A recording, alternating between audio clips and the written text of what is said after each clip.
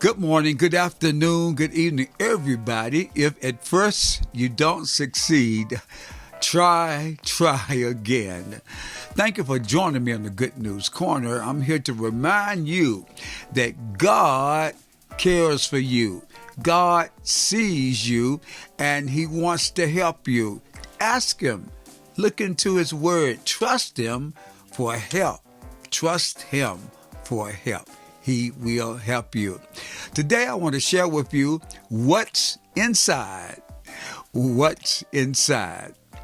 Throughout God's Word, we see a lot of attention paid to the human heart. In fact, in Scripture, the heart was thought to be the center of physical and spiritual life. In our culture today, the heart is often a metaphor of our emotions. But in the Bible, the heart represents the soul and mind. It's a way of displaying wisdom and character. The heart in the Bible is a lot like how we think about the brain today, or a combination of the head and the heart. A good man brings good things out of the good stored up in his heart, and an evil man brings evil things out of the evil stored up in his heart. For the mouth speaks what is in the heart. Luke 6:45. When Jesus speaks of the heart being a source of good or bad, He means that the things that we think about have a way of showing up in our lives. Our thoughts influence our outward actions. Fix your thoughts on what is true and honorable and right. Think about things that are pure and lovely and admirable.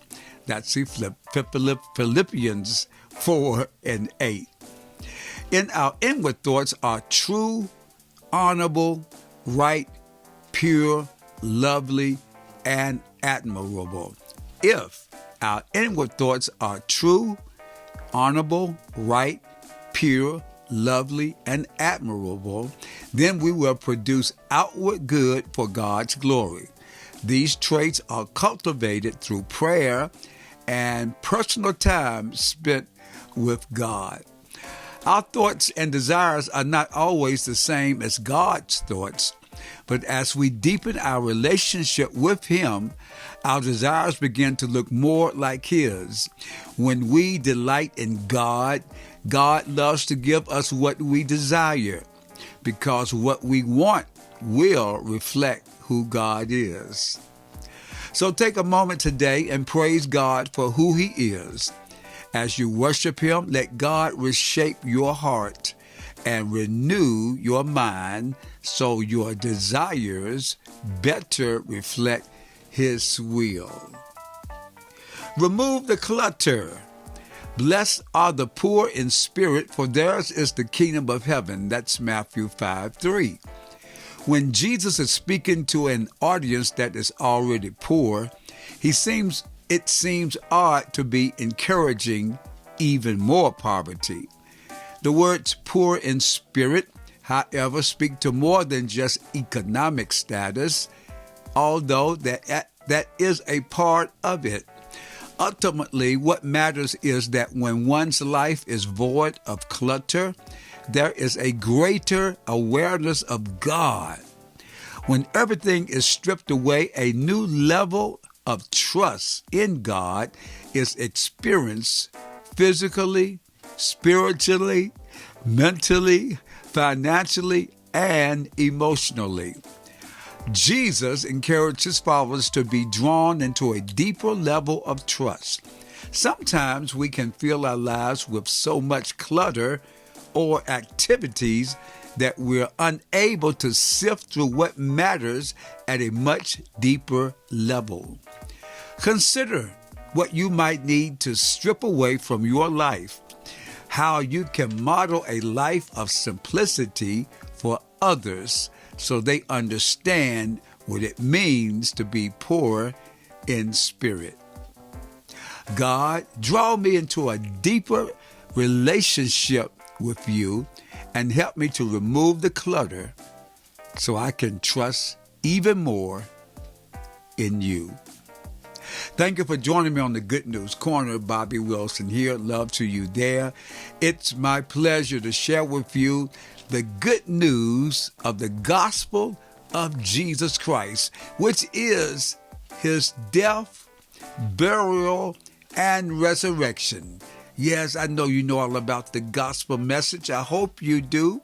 Yes. It's the good news. It's encouraging news. The Word of God, a light for us. God is light. He's love. And he is life. Truism. You know, Proverbs speaks about laughter does good like a medicine. So here we go. Truism. After attending a prayer meeting where everyone prayed loudly, a little kid remarked, if they lived nearer to God, they wouldn't have to pray so loud. Out of the mouth of babes, right? Listen, it's time for our daily living encouragement.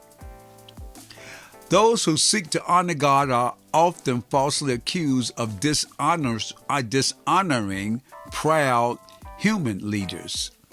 Those who are loyal to God will stand out from the crowd. Pride can drive people to hatred. God's people cannot negotiate victory on the world's terms. We count on the Lord for security when the world targets us for persecution.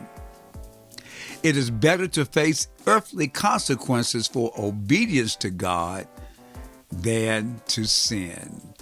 I hope that daily living encouragement will help you on your way every day as we obey God and live for Him. You know, it's worth it. This Christian life, it's worth living.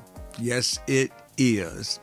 So until next time, I say to you, my brothers and my sisters, the Lord bless you and keep you. The Lord make His shine upon you and be gracious to you. The Lord lift up His countenance upon you and give you peace.